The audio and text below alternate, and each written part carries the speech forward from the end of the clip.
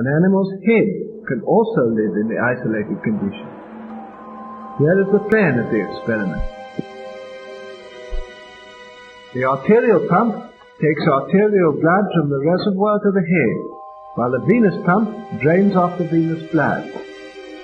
The blood is arterialized in the reservoir, where there is a steady flow of oxygen.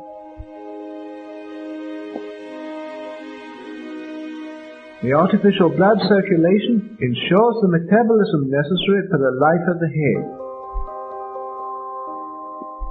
The isolated head lives on for hours and reacts to external stimuli.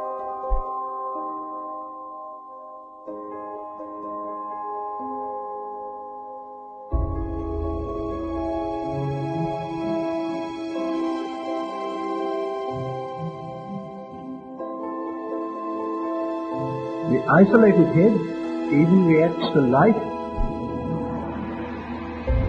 and to sound.